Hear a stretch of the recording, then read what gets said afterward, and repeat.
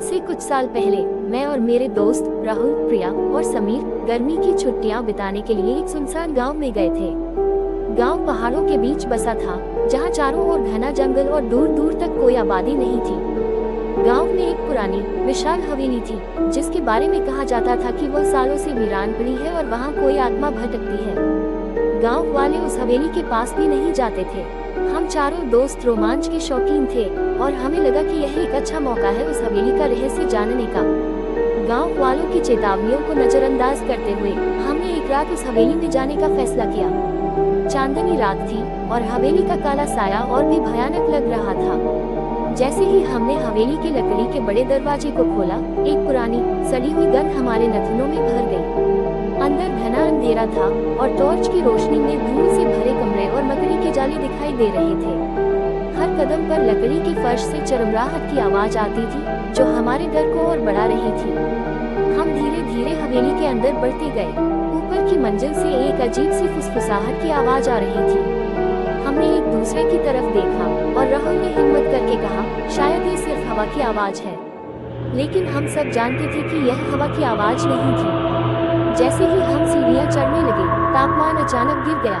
हवा में एक अजीब सी ठंडक थी और हमें लगा जैसे कोई अदृश्य शक्ति हमारे आसपास मौजूद हो। ऊपर पहुंचते ही हमने एक बड़ा कमरा देखा। कमरे के बीच में एक पुराना झूला था, जो धीरे धीरे हिल रहा था, जैसे कोई उस पर बैठा हो। हमें पता था कि यहाँ हवा नहीं थी। तभी प्रिया के मुंह से एक चीख निकली। टॉर्च की रोशनी में हमने देखा कि कोने में एक पुरानी तस्वीर लटकी हुई थी। तस्वीर में एक महिला थी, जिसकी आंखें हमें घूर रही थी। उसकी आंखें इतनी भयानक थी कि हमें लगा जैसे वह अभी तस्वीर से बाहर निकलकर आ जाएगी। अचानक कमरे की खिड़की तेजी से खुली और बंद हुई, जिससे एक जोरदार धमाका हुआ। हम सब उछल पड़े। समीर ने हिम्मत करके कहा, चलो यहाँ से चलते हैं, ये जगह ठीक नहीं है। जैसे ही हम वापस मुड़े, हमने देखा कि झूला और तेजी से हिलने लगा था और उस पर एक आकृति साफ दिखाई दे रही थी। वो एक महिला की परछाई थी, जिसकी लंबी काली बाल बिखरे हुए थे और उसकी आंखें हमें घूर रही थी। उसने एक भयानक आवाज में कहा, तुम मेरी नींद क्यों तोड़ रहे हो? हम सब की रूह कांप गई। हम बिना कुछ सोचे समझे जान बचाने के लिए हवेली से बाहर की ओर भागे। हमने पीछे मुड़कर नहीं देखा जब तक कि हम गांव की सीमा पर नहीं पहुंच गए। सुबह होने तक हम सब गांव वालों को अपनी आपबीती सुना चुके थे।